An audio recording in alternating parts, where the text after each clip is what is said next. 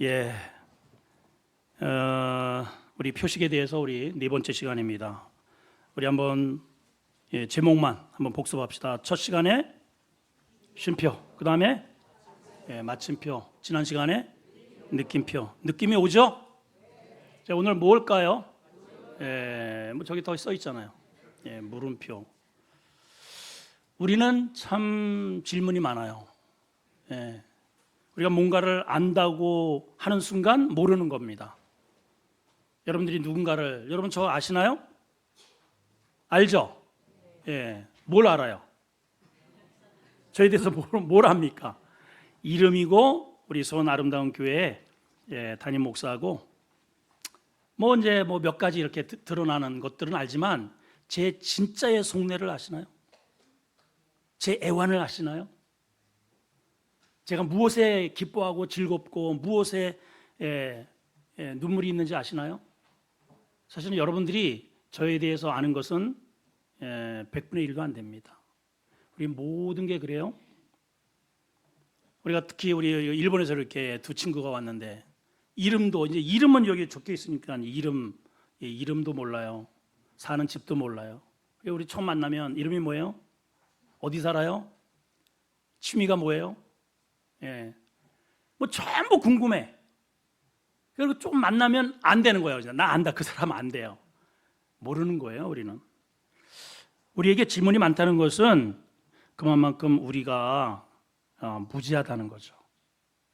연약하다는 것이고요. 한계가 있다는 겁니다. 특별히 우리가 하나님 앞에 질문을 던질 때에는 일이 잘 나갈 때는 별로 질문할 게 없어요. 근데 일이 꼬이고 힘들 때에는 하나님 앞에 자꾸만 묻습니다. 하나님 왜 이러세요? 왜 나한테 이러십니까? 이렇게 잘 질문을 던져요. 성경에는 반대로 하나님이 우리에게 질문을 던지시는 내용들이 여러 차례 등장을 합니다. 오늘은 몇 가지 하나님께서 우리 인생에게 던지는 질문을 통해서 우리의 정체성을 한번 확인해 보기를 원합니다. 첫 번째는 우리가 오늘 읽은 본문 아담아 내가 어디 있느냐입니다. 자, 이 질문은 우리의 영적 위치를 점검하는 그러한 질문입니다. 자, 다시 한번 읽습니다. 9절입니다. 시작. 여호와 하나님이 아담을 부르시며 그에게 이르되 네가 어디 있느냐. 평소 같으면 뭐 전혀 어려운 말도 안 해요. 어디 있냐 그러면 쏜살같이 달려나와서 하나님 저 여기 있습니다. 서로 하나님과 손을 붙잡고 여기저기 다니면서 즐겁게 동산을 거닐면서 은혜를 함께 나눴습니다.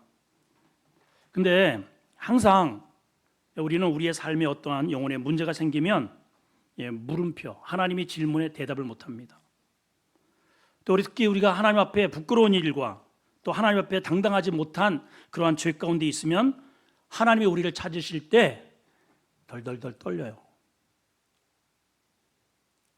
여러분 숙제를 안 하고 학교에 간 학생은 선생님을 똑바로 쳐다보지 못하죠.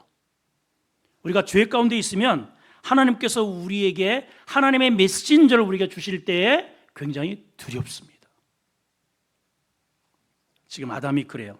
그래서 하나님의 낯을 피해 숨어버렸어요. 아담은 본래 이런 존재가 아닙니다.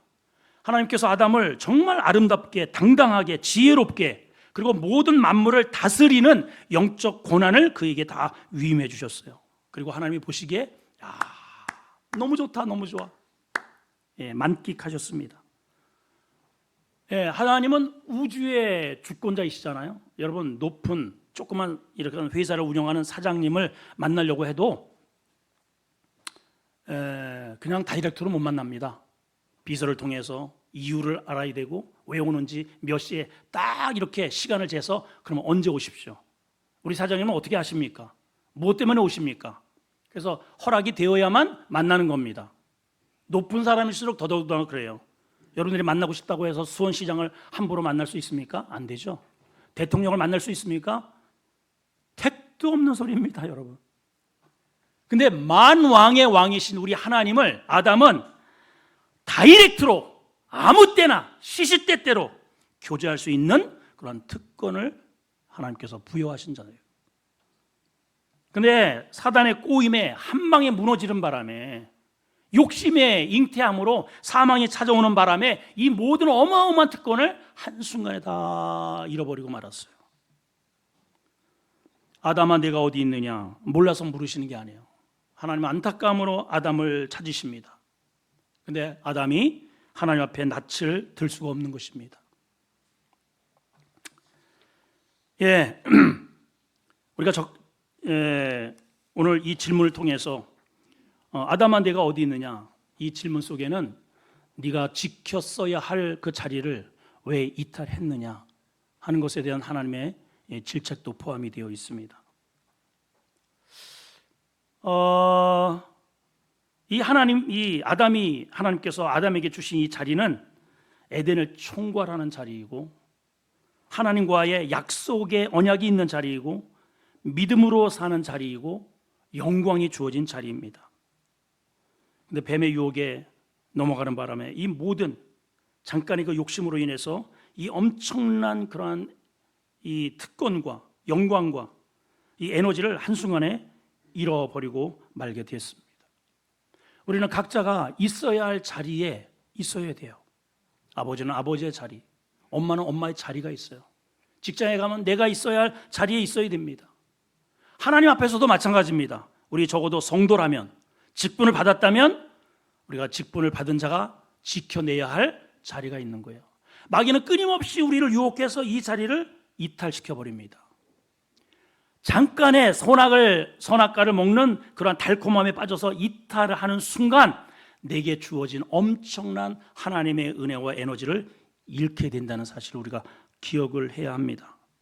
전에는 아담이 이 자연 만물을 다 다스리는 그런 특권을 가지고 있었습니다.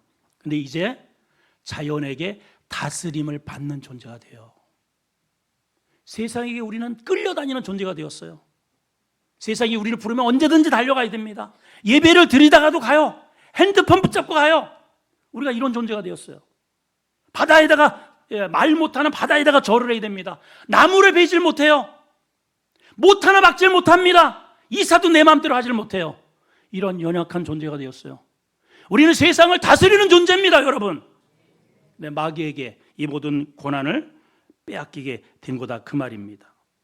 전에는 먹고 사는 문제는 전혀 걱정할 이유가 없습니다. 천지빛깔이 다 가는 곳곳마다 다 아담이 먹고 누리는 그러한 것들을 즐비하게 하나님께서 만들어 놓으셨어요.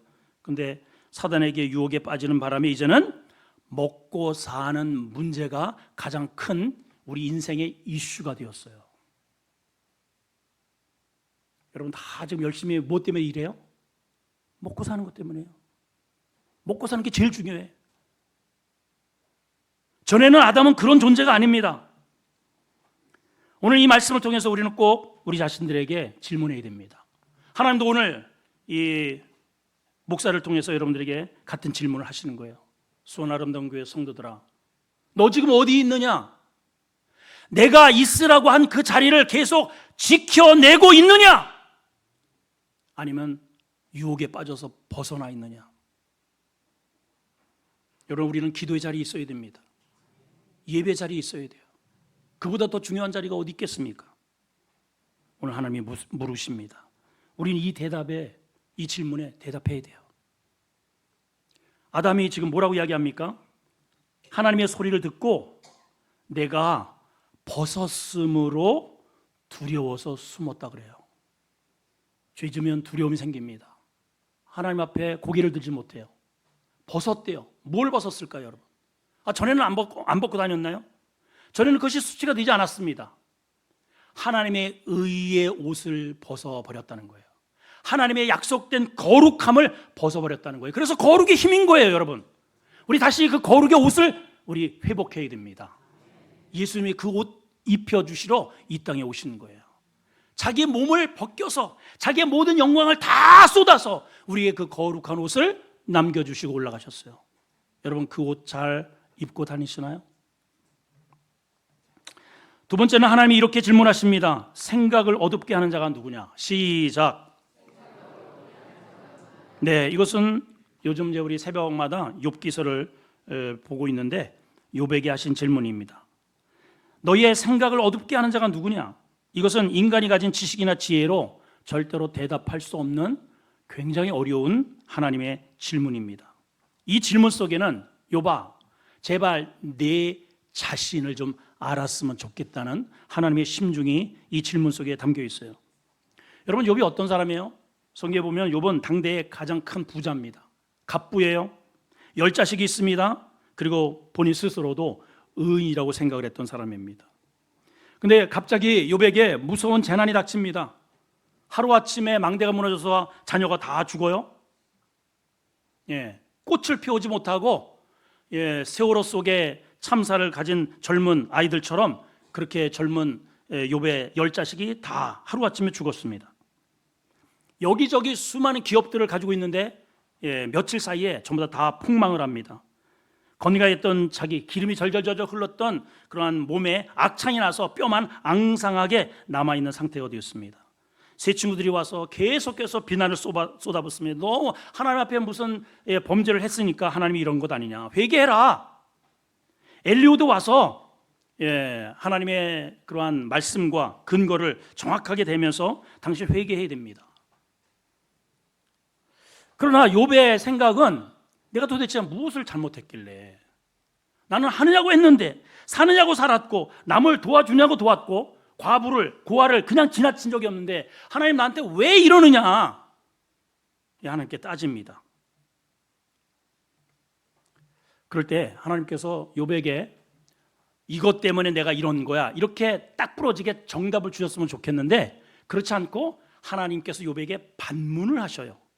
오히려 질문을 쏟아내셔요. 그 질문도 한두 가지가 아닙니다. 무려 70여 가지의 질문을 그냥 팍 쏟아내십니다. 자, 몇 가지만 한번 보시면 욥기서 38장 2절에 보니까 시작.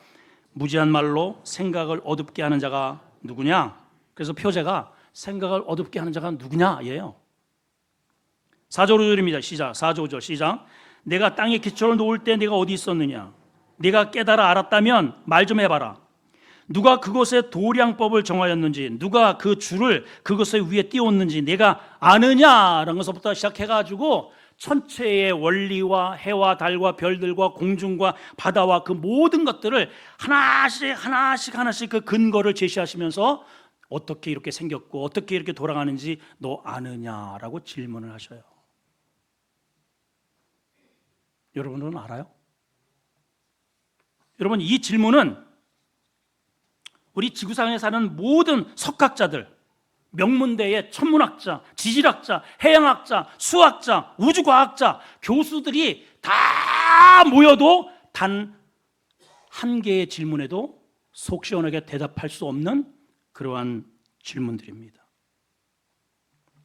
그렇다면 왜 하나님께서 이러한 아리송한, 지금 고난 속에 있는, 너무 억울하다고 가슴을 치고 있는 욥에게 왜 이와 같은 반문을 하나님께서 하실까요? 여기에는 두 가지의 굉장히 중요한 이유가 있습니다. 간접적인 이러한 질문을 통해서 두 가지의 이유를 욥에게 깨닫기를 원하십니다. 그 첫째는 뭔가 이거예요. 하나님과 너와 나와의 차이를 내가 아느냐, 이거예요. 우리는요, 틈만 나면은, 예를 들어서 토요일 날 부부싸움을 했습니다. 그러면은 첫 번째 나오는 게 나 교회 안 가! 하나님을 우습게 여겨도 보통 우습게 여기는 게 아니에요, 이게. 아니, 어떻게 그런 망언을 할 수가 있어요? 어떻게 하나님을 그런 식으로 대합니까, 여러분? 아니, 주들이 잘못해가지고 싸워놓고 왜 하나님과의 약속을 스스로 파기합니까? 여러분, 대통령과의 약속이 되어 있습니다. 아니, 그건 대통령, 회사 사장님과 약속이 되어 있어요, 주일날. 그럼 부부싸움을 했습니다. 난 내일 사장 안 만나! 라고 하실 분 손 좀 들어봐.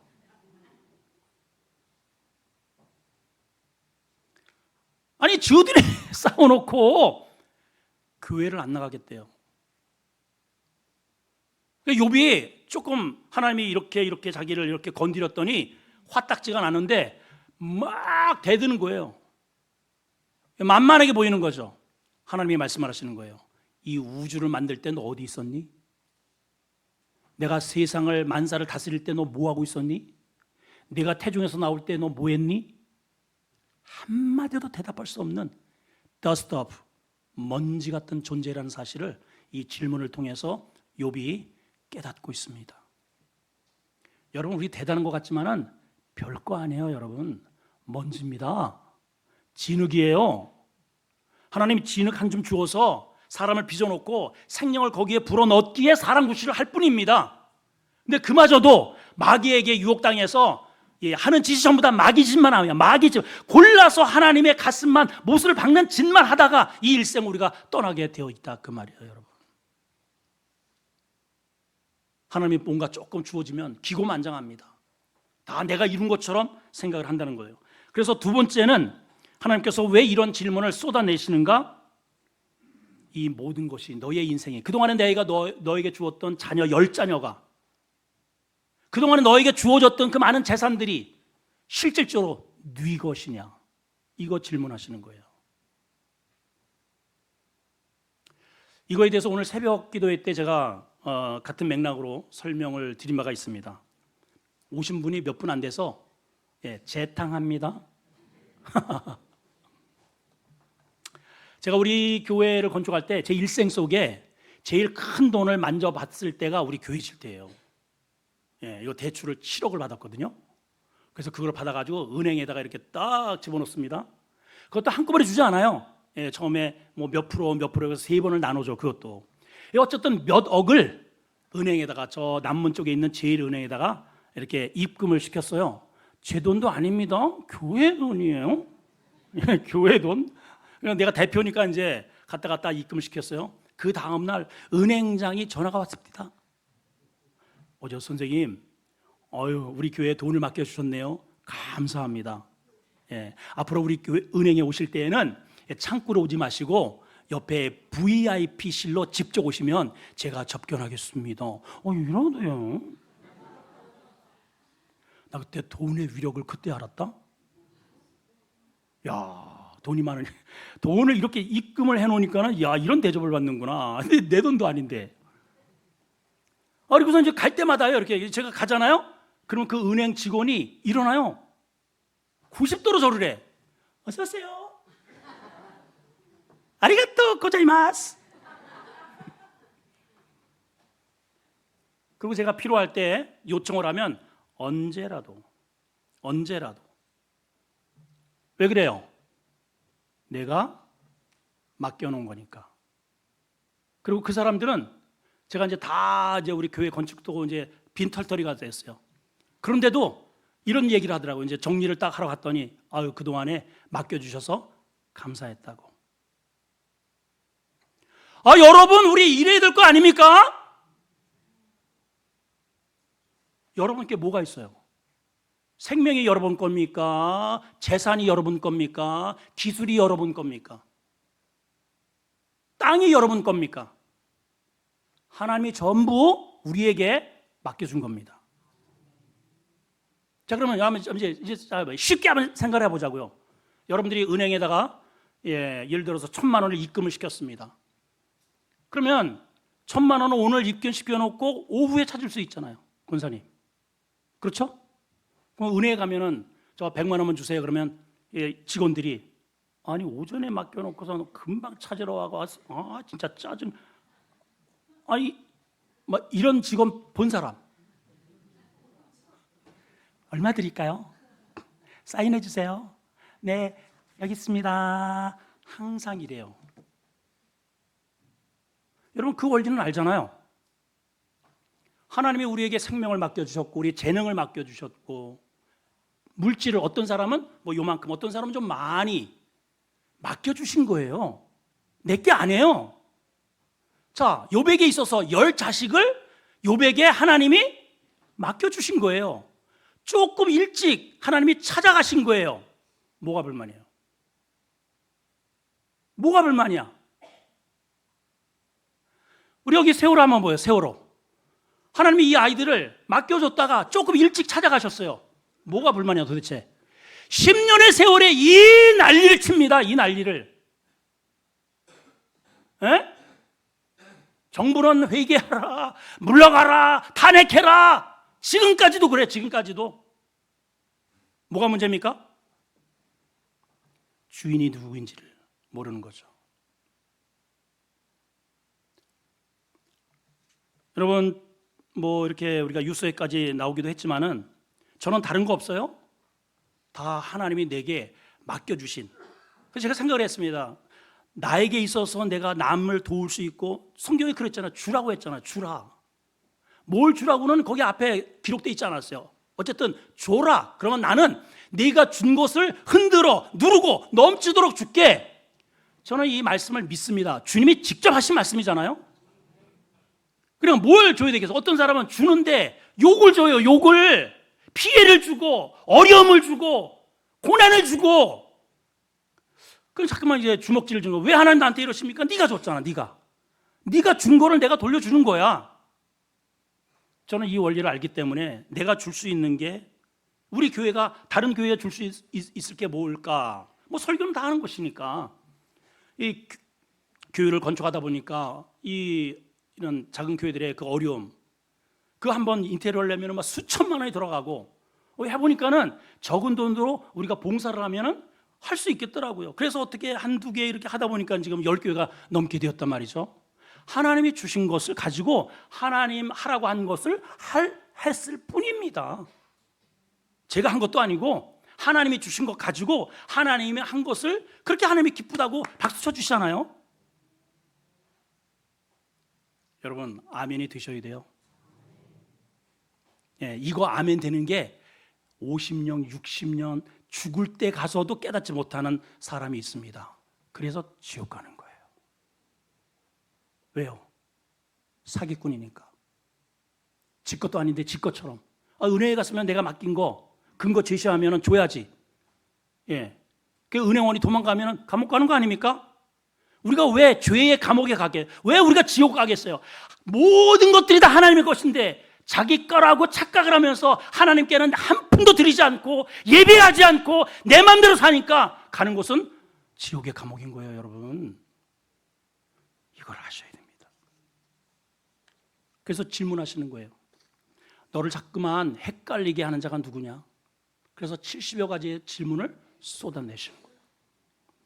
마지막 세 번째는 하나님께서 에스겔 선지자를 통해서 하신 질문입니다. 따라합시다. 이 뼈들이 살 수 있겠느냐? 다부지게 해봅시다. 시작. 이 뼈들이 살 수 있겠느냐? 자, 에스겔서 37장 3절입니다. 시작. 그가 내게 이르되 인자야, 이 뼈들이 능히 살 수 있겠느냐? 택도 없죠. 어떻게 살아? 이 뼈들이 어떤 뼈야? 마른 뼈예요. 마른 뼈. 뭐 살이 붙어가지고 지금 숨이 넘어가서 지금 뭔가 이렇게 형체를 가지고 있으면 또 몰라. 저는 이제 아버님이 돌아가신 다음에 하도 난리쳐서 제가 이제 아버님이 이렇게 돌아가셨다고 해가지고 이렇게 제끼고, 하나님 지금 살아나면 대박입니다. 주여 역사에 주시옵소서 속으로 이렇게 기도했다니까. 근데 안 살아나시더라고. 안 살아나. 아니 형체가 있어가지고 살아난다는 것은 뭐 가능성이나 있지만은, 아니 실질적으로 뭐 우스갯소리로 장경동 목사님 설교 가운데 그런 얘기가 나와요. 부인이 이제 죽었습니다. 그러니까 옛날에는 전부 다 이제 엘리베이터가 없고 계단으로 내려오잖아요. 계단으로 이렇게 내려오면서 쿵쿵쿵 해가지고 이게 충격이 돼가지고 부인이 살아났어. 그래가지고 이제 막 그냥 안에서 뭐 이렇게 하니까 뚜껑을 열어보니까는 눈이 이렇게 둥그렇게 떠 있네요. 그래가지고 이제 올라가가지고 아이고 막 그냥 사람들이 아이고 어쩌다가 이렇게 해가지고 막 잔치를 벌이고 그러다 며칠 만에 또 죽었네. 그 또 계단으로 내려오는데 남편이 앞에 서가지고 어이 조심들 조심해서 내려와 이랬대네요. 남편 믿으면 안 돼. 아니, 도둑놈들이에요. 여러분 한번 상황을 보십시다.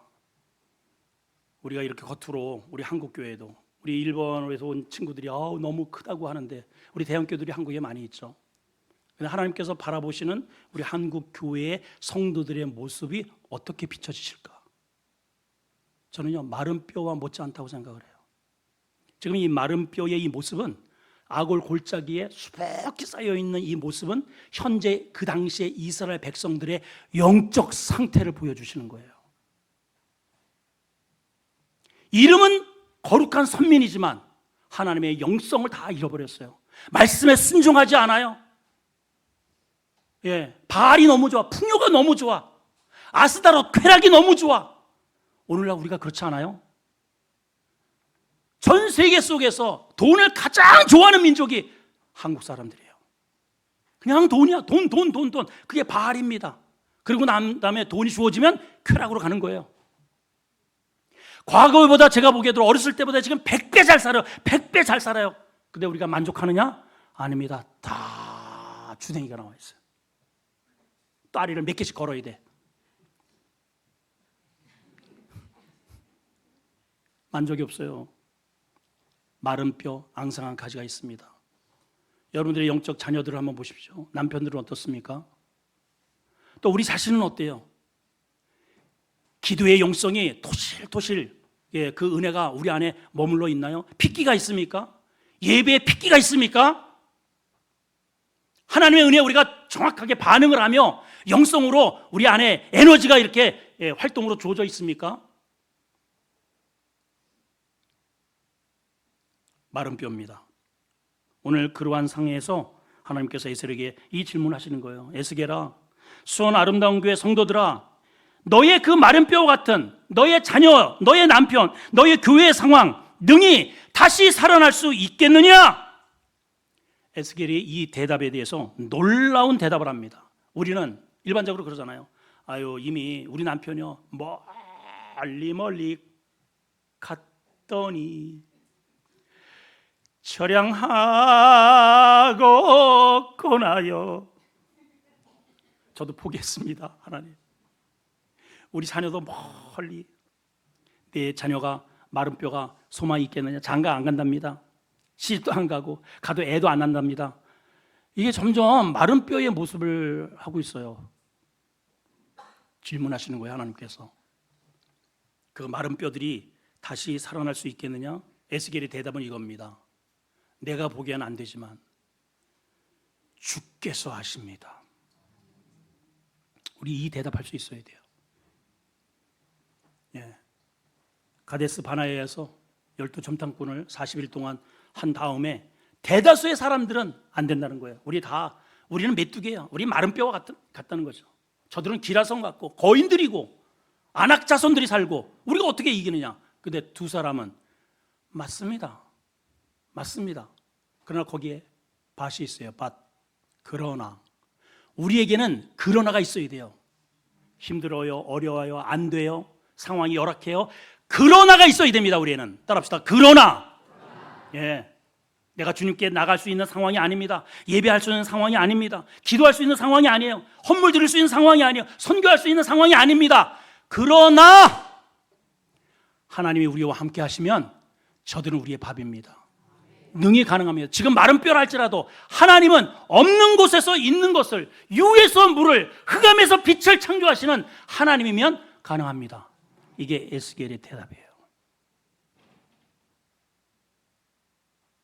여러분, 우리 자꾸만 현상적으로만 바라보고 절망하지 맙시다. 오늘 하나님께서 우리에게 주시는 이 세 가지의 질문, 아담아 너 지금 어디 있느냐? 여러분들의 자리를, 내가 있어야 할 자리에 내가 있는지, 아니면 자주 이렇게 이석을 하고 있는지, 거룩하게 하나님께서 내게 입혀주신 그 거룩한 옷을 벗어 던지고 저 화려한 세상의 옷을 입고 소돔과 고모라와 같은 그러한 세속적인 삶을 거리를 활보하고 싶지는 않는지. 두 번째는 너의 생각을 어둡게 자꾸만 헷갈리게 만드는 존재가 누구냐? 너의 모든 것이 다 내 것이야. 마귀는 자꾸만 착각하게 만들어요. 네 거야. 네 생명 네 거야. 자녀 네 거야. 그래서 우리를 자꾸만 하나님 만들어 버려요. 그러다간 망합니다. 내 것이 될 수 없어요. 여러분 같으면은 그냥 100년 살고 말겠어요? 아니, 대답을 안 하시네. 여러분 100살 살고 싶으면 1000살 살고 싶어요. 1000살 살잖아요? 10,000살 살고 싶어요. 우리 사람이 욕심이 끝도 없는 거예요. 만족이 없어요. 여러분, 하나님이 오셔야 됩니다. 하나님이 오셔야 돼요. 오늘 마지막 마른 뼈와 같은 내가, 한국 교회가 너희 자녀가 다시 살아날 수 있겠느냐? 아멘. 하나님이 아십니다. 오늘 이 믿음으로 하나님께서 우리에게 던져주시는 질문을 풀어가고 다시 회복하고 하나님의 영광을 회복하는 우리 모든 성도들 되시기를 주의 이름으로 축원합니다. 기도합니다. 하나님 아버지,